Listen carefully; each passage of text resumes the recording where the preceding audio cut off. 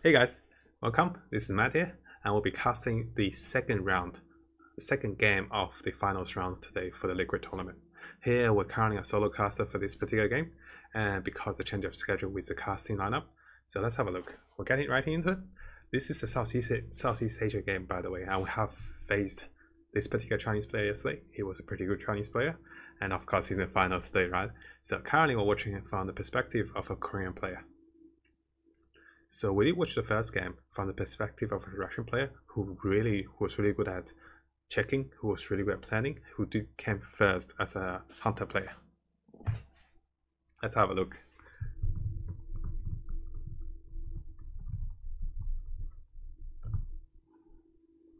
So our Korean player here, I can't read his name though, so a little unfortunate I have to call him Korean player.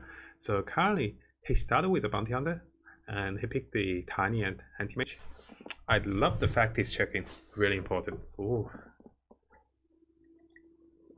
That tinker is really nice for the enemy player, that is. Currently the highest queen player in this particular lobby is 346. This is what we expect because we expect to see top 500 queens starting to appear as well. Very soon more queens will appear. Hey, our Korean player is so nice. He's showing off his little career, the Juggernaut career, by the way. Very handsome. The Taiwanese are playing a little basketball, as we can see in the corner, having a bit of fun before the round start. Our player here is experiencing what I tend to experience. Okay, this is the first challenge here. Do we get baited by elves?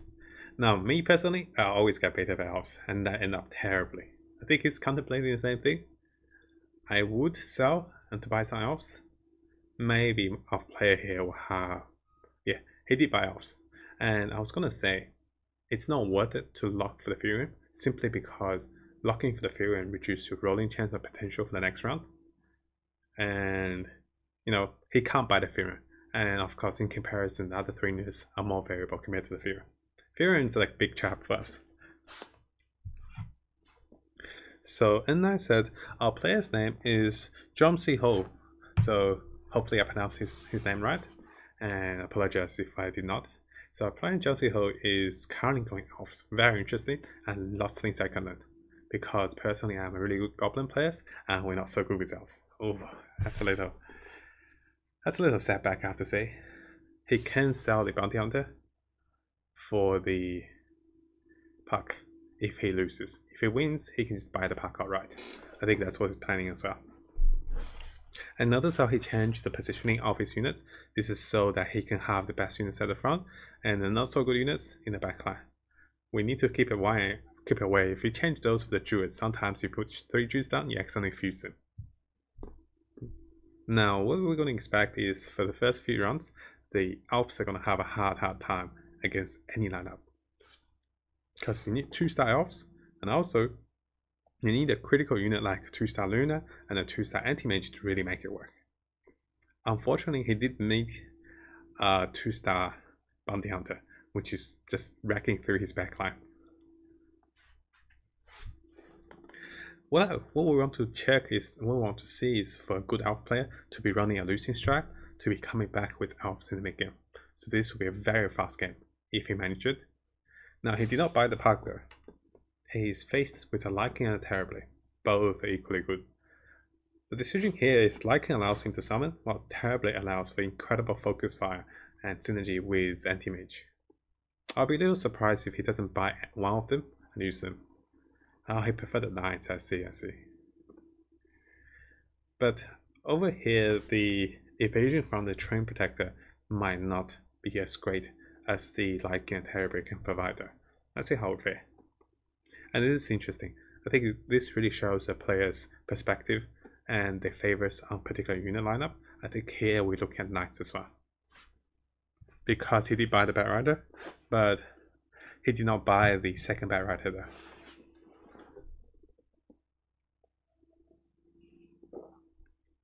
He bought the Lycan. Yes, I was waiting. I was waiting to see if he buys the Terrorblade or the Lycan.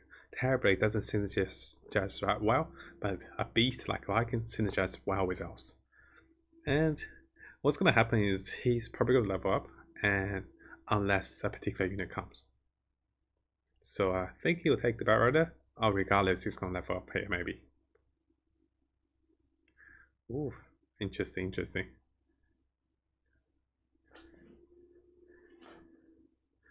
So our player sold Ethereum, took back the other units. He transformed himself into a knight with warrior. This is great for now because Lycan is still very variable. The downside for him is he's curving away from elves. And maybe he wants the Batrider, maybe he wants the second bounty hunter. But the question is, will he be able to get them? There you go. I think he was contemplating the same thing as well. Does he want both? If he wants both, he has to sell one, right? He is curving away from elves, and he's going to have a losing streak starting from here. So the question is, how does a player maintain the losing streak? Personally, I feel like it's great to maintain a losing streak, but that puts you on the back foot that you really have to power up around round 16. Excellent role for a player. Bounty Hunter is very much needed in another game. Downside is he doesn't have a spot for it. There you go. Now, in this comparison, a Terror Blade would be better than a Chaos Knight. But previously, with a Knight lineup, maybe it's just justifiable having the Luna and the Chaos Knight. But being level 1, those units really do not benefit much from the Knight aura as well. And what we'll be witnessing is a continuous losing streak. Our player hasn't focused that much on maintaining his losing streak. Either he's very confident that he will guarantee to lose, or that he believes he doesn't need to lose his streak. Every time I see a big ogre at round, say 5 or 10 or even 11, I just feel like, oh no. Because surprisingly enough, guys, the ogre do a lot damage. Now, I think our player here really wants to lose. Yeah, I was clutching for him. I was like, please lose. Ogre, please smack harder. Because losing gives a player so much more in terms of economy. And that's what we want to see. I'll be surprised if he buys the Crystal Maiden, but I won't be that surprised. Because the Crystal Maiden can also work for almost most of the lineup, and you also deny the mage players as well. Now, a little unfortunate our player is not checking around. I mean, there isn't that much reason to check around, but just to see if your formation is facing anti-mage, or if your formation is going to be, running into other knights. So you don't want to blindly go to a build where 4 people are going to knights as well, because that will really limit our pool as well. No, Babio says tuning at the perfect time, maintaining a losing streak is the hardest thing in the game for me. Definitely I agree. And we'll be taking notes, we'll see how our player does it. Now, I am a little surprised though, because usually when we want to maintain a losing streak, you want to look around to see if you're the weakest player on the board. And if you're not the weakest player, maybe it's not that great to gamble for it. Because if you just happen to win once, you lose your losing streak and you're down with gold and economy. Double Batrider, guys. And he got some, it changes free money. How nice is that? So let's have a look. Yeah, the Morana will be the weakest link. He can cash in for the Enchantress. And he's leveling up. I see. I'll be surprised if he doesn't take the Batrider though. No, not only the Batrider. I'll be surprised if he doesn't take the Witch Doctor. That's what I meant. Simply put it, he's not going to elves. And he did not buy the Enchantress. Whoa, we're facing yeah, he bought the Enchantress. Which was a little strange that he did not buy the Witch Doctor this way, and he's more greedy on the actual gold from the Enchantress. Which might come back to really affect a player once he finds a Troll Warlord for his Knight lineup. Because I feel a Witch Doctor is very much underrated. I might even sell the Twin Protector here, just for the Witch Doctor. Yeah, because I do agree Assassin is really strong right now. And the Assassin player has a Templar Assassin and the 2-star Bounty Hunter. That's incredible. Wow, talking about streamer luck, guys. Who needs to worry when you have 2 Batriders? In case you guys weren't aware, 2 Batriders, they help each other. When one casts, the other one will also cast to increase each other's attack power. So basically, when you stack 2 Batriders, you get double the Batrider powers, which is incredible. Now, what our player needs is another Knight for the 4 Knight synergy, and you'll see wonderful things with Batriders.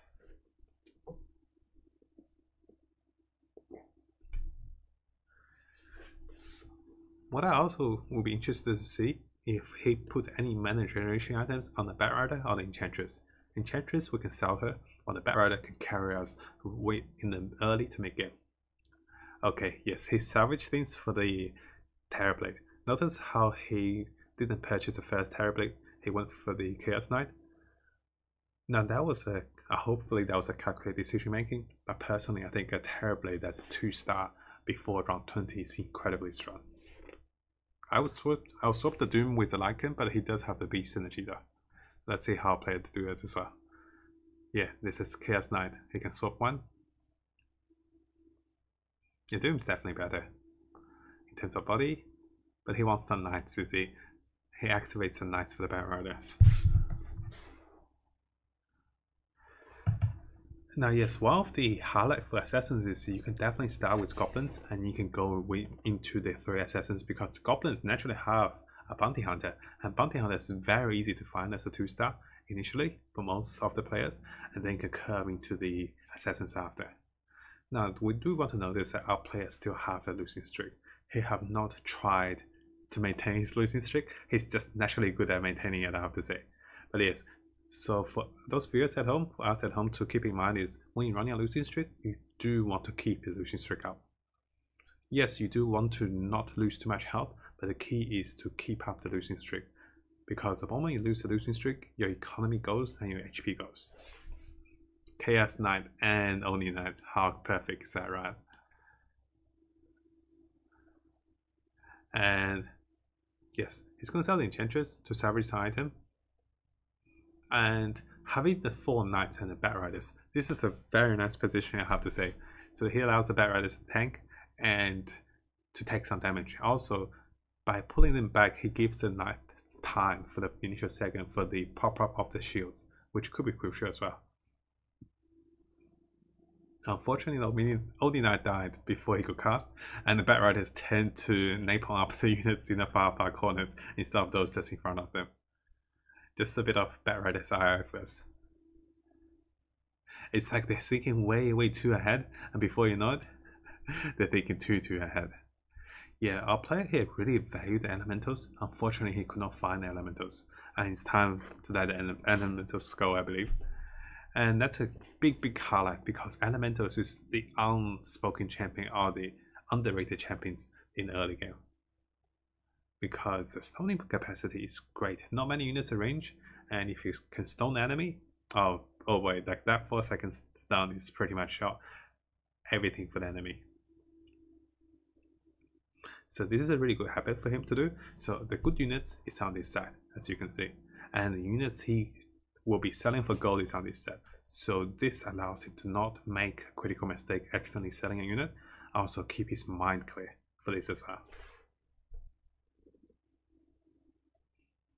Now it's a really nice animation as well. So we do see a Troll Warlord.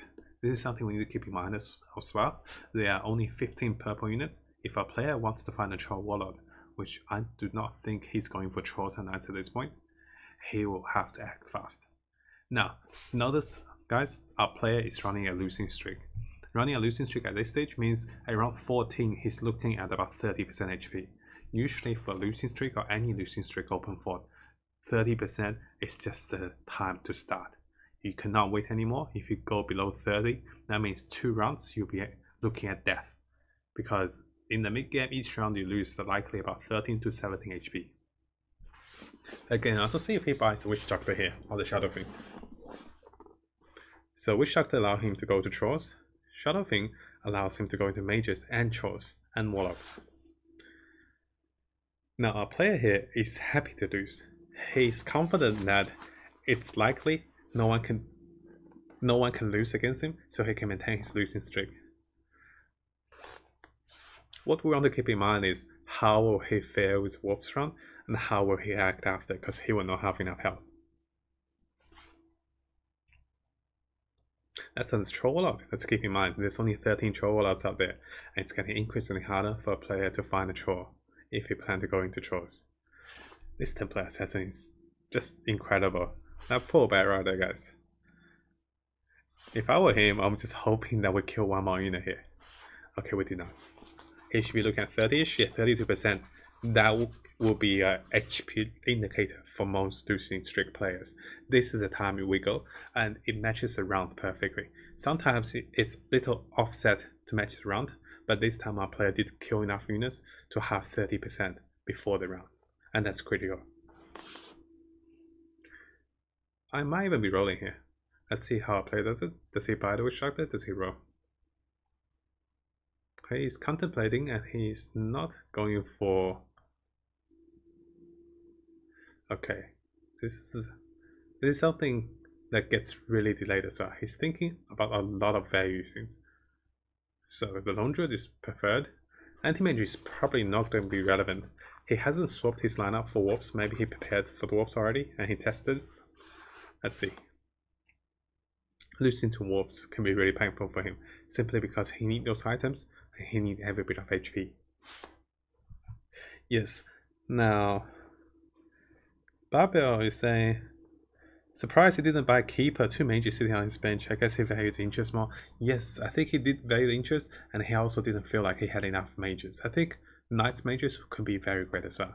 And unfortunately, guys, he did not adjust well for the warps. He did kill 3, but he did lose to 2. That means he's down to 28%, and this is something risky. Once you go below 25%, it feels like every moment can be your last. And yes, and keeping those anti-mages means our friend really values anti-mage, which is a little strange though. He did curve out of elves. It's like he's like us. We're not too good with elves. We purposely go away from elves. Now he hasn't been checking off what other players are having, so that can mean a collusion. Oh my god, that's a perfect row, guys.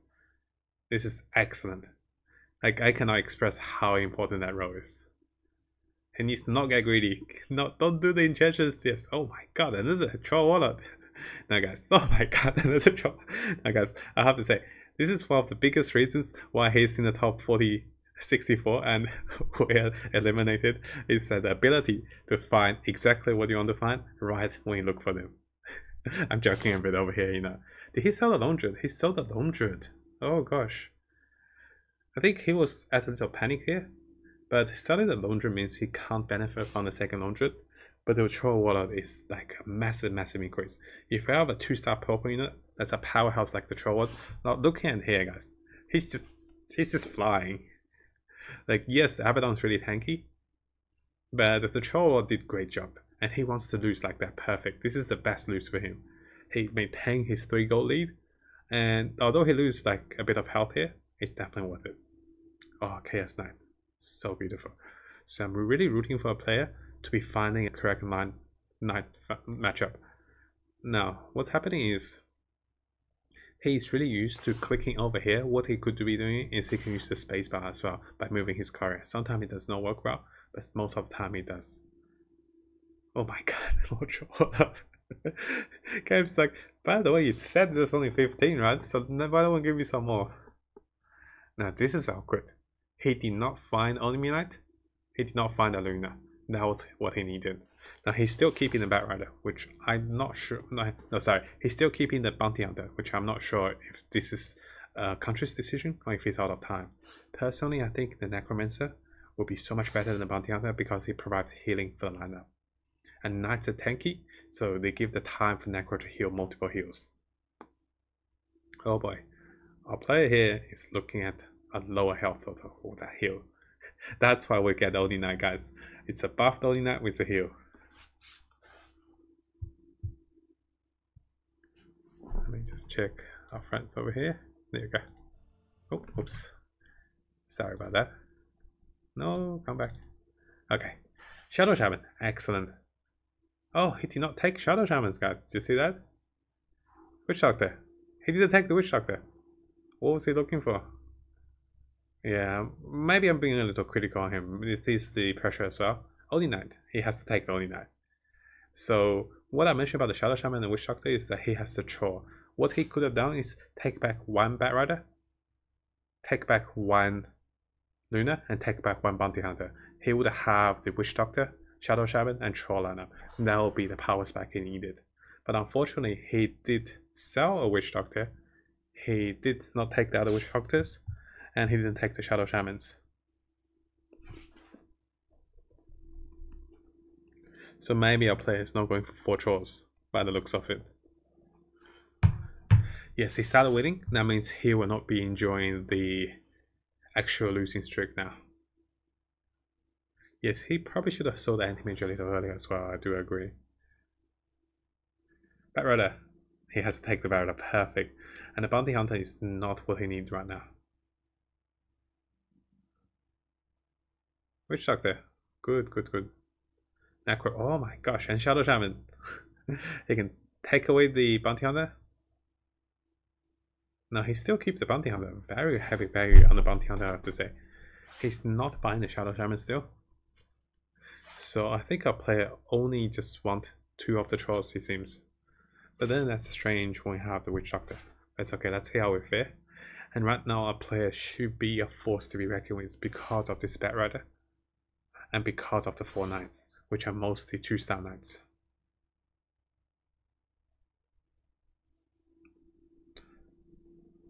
He's looking around for the first time, that's great. I really wish he can look at the gold amount for the enemy player. Okay, this player has 40 gold. Oh, and there's a Witch Doctor. The game's basically screaming, go trolls, buddy, go trolls. And now, okay, finally, he did sell one. Now imagine if he had a Shadow Shaman here. By leveling up and having the Shadow Shaman, he'll be the strongest player at this current meta of the game, which is going to be incredible for him as well. Now that 2-star Necro and that 2-star Troll Warlord is going to carry him to round 26 easily.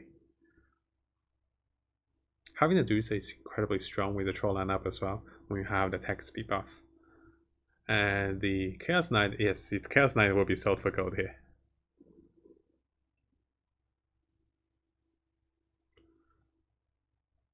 Looking over here, the Plate Mail is one of the top deck items you can find with the Ursa Bears.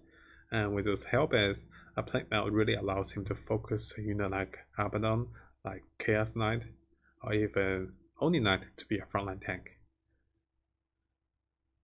Okay, we're doing a little change of formation.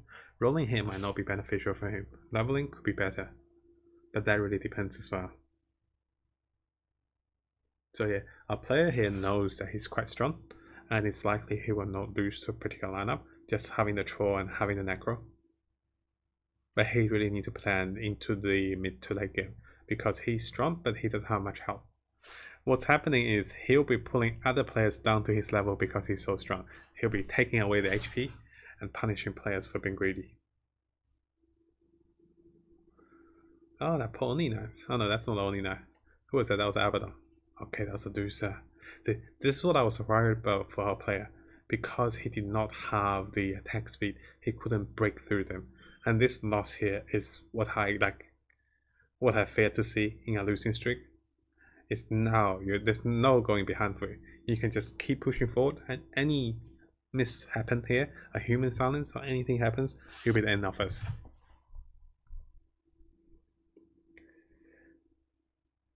Now, and I did say he panic sold Abaddon, and too many units were on the board. Yes, I do agree. It happens to me as well with a higher ping.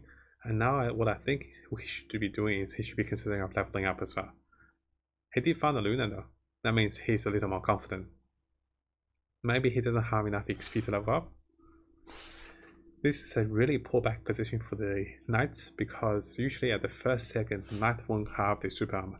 After 1 second, they have a chance of having super armor. So pulling back here could be wise for. But that also means he loses his positional advantage for Knights, because he doesn't know which one will be tanking, he doesn't know which one is in the front.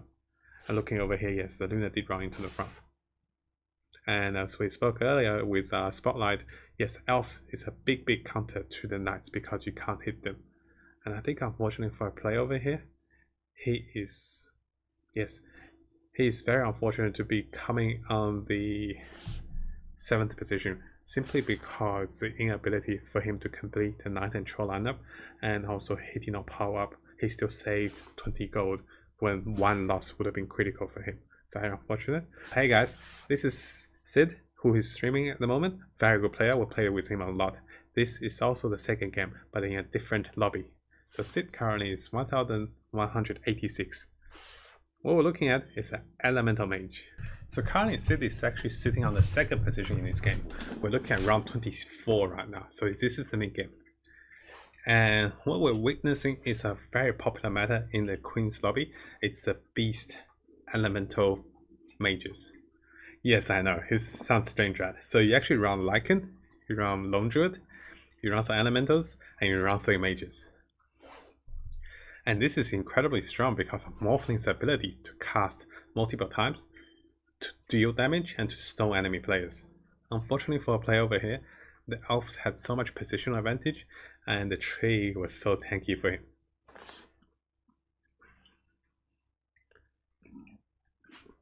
What we want to notice is our player is currently rolling at level 8 to give himself the highest rate of finding a key unit. Now, he does have a warrior lineup, and having 3 warrior means he can have more armor. So looking over here, he didn't need a Tiny anymore because Morphling does more damage, because he has the 3 warrior, and the Naga. So now he has the Naga resistance, he has the mage, and he's got a warrior for the front line. Yes, he saw the Tiny as well. Usually Tiny only lasts you in the first 15 or 20 rounds. He did take Tiny to 25 rounds. Looking over here, we didn't find any particular good item. That's a little unfortunate. Yes, that's what I like to do as well. We buy useless units to increase the chance of us finding units we want to find. Big Lone Druid is definitely a top buy for him. Now what we're looking for is actually Conquer, Lone Druid, and maybe by the lane. No, he wants the saving. We do have an HP lead, by the way. When I say lead, I don't mean that we are winning, but rather we're pretty comfortable with HP for our particular build. Lycan is really good as well. Oh, he did lose the armor though. This is an unfortunate thing. Now this makes him squishier but stronger against tanky lineup and lineups like elves. Simply because elves can evade, but they cannot evade magic. And hey Silent Spaceman, thank you so much for following Morocco, my friend. Thank you for the support. So looking over here, the mages do counter elves because elves have a lower HP pool, and the druids, even at 3-star, do not have a very high HP pool. So players start to get eliminated. I think a player disconnected instead of being eliminated, but he is about to die very soon as well. What our player may be thinking is to go up a level, but now he really wants to find a particular pair. Gyro is going to be a top pick for the player as well, for Sid, simply because Gyro allows him to have a massive AoE. The downside again is he's losing frontliners. Each time he loses frontliner, there's a chance of him being overran by an enemy. Yes, good, he picked up the loser. I was going to say, let's hope he pick up the loser.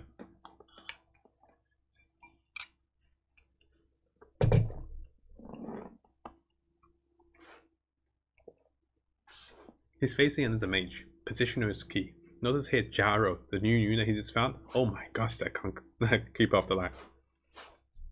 Gyro, the new unit he just found, is a really good mage counter because he usually stays at the furthest distance and he will usually not be attacked by the enemy that frequently. So although he casts a little slow, but with Crystal Maiden, he can cast on time, he can do great damage, and he can be the game changer for the mages.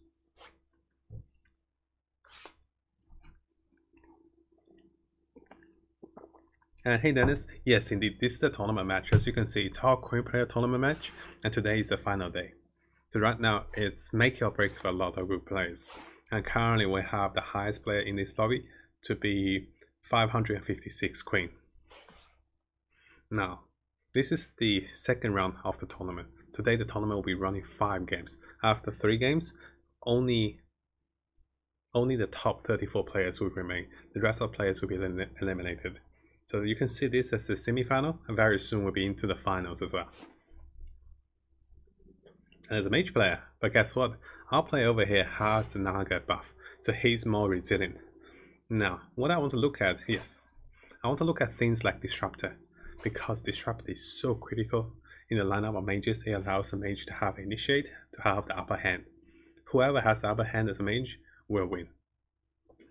Oh, he saw this Conquer. Very big, very big. Personally, I think a 2-star Conquer, 2-star Disruptor is crucial for the mage lineup.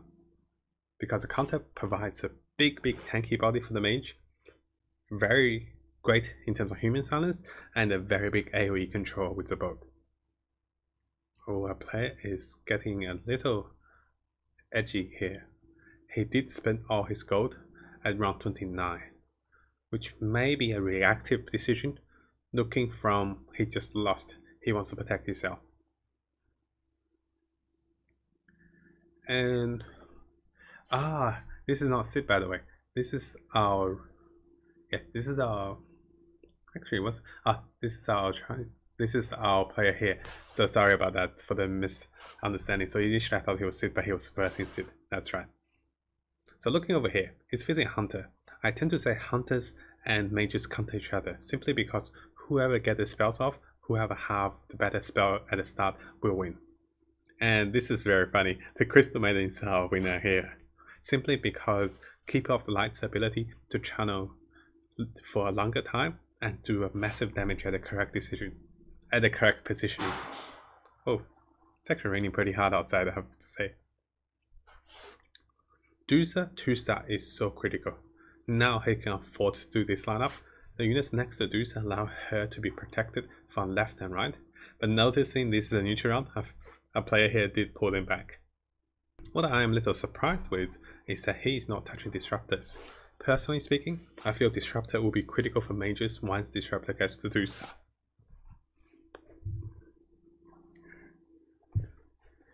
Now, our friend XD well said just finished his position as knight, and yes, it's definitely a great start for knight 7 of my friend, very close to bishop as well. Unfortunately for mages, looking over here, mages really have trouble with the lizards. Lizards are big test mobs that test how tanky you are and how great you are at controlling. Because what I feel with the lizards is that if you can't control them, they do too much focus fire and they're one of the hardest round to face. Now what our player is looking for is a lone druid. He did find a lone druid. Now he's going to roll for a druid. He does not have gold anymore. Oof, that's so painful. So unfortunately for our player over here, this is the beast hybrid mage lineup I spoke about. So having the 2 beasts, the lone druid and the icon. And now the hybrid is he no longer have the warrior lineup. If he had a conquer, he should be much tankier. The Medusa is his critical factor. Her control, additional with the Keeper of the Light now. Oh, that's a big miss from the Keeper, but it's okay. The Enigma did pull his weight in gold, we can see over there. Let's look at the damage meter after, and let's see how much damage the Enigma do. This is the moment sometimes at this face, but I was like, guys, there's other things to do, you know. She's not worth it. Stop going for her, guys. This Templar, she's pretty, but, you know. So, yeah, Enigma did the top 2nd in terms of damage, which is very nice. So, the scary part for our player here is, although he's top 4, he does not have much of the late game potential because he missed out on the 3 warriors. He could have had the Conquer, Slaughter, and he could have had the Lycan for the 3 warriors to tank for him, and that was critical for him. Ooh, a little laggy from our perspective. So, unfortunately, he couldn't find that particular matchup, and because of that, players will run into him instead of being held away from him. Now, the Medusa is human silenced. That is a critical factor, I think. This is very scary for a player. Yes, that boat, guys, you can see, is the scary thing. Okay, we're ready to TP now. Oh, not ET, not EM, TP, good. So what he wants to do is he wants to TP and run this way.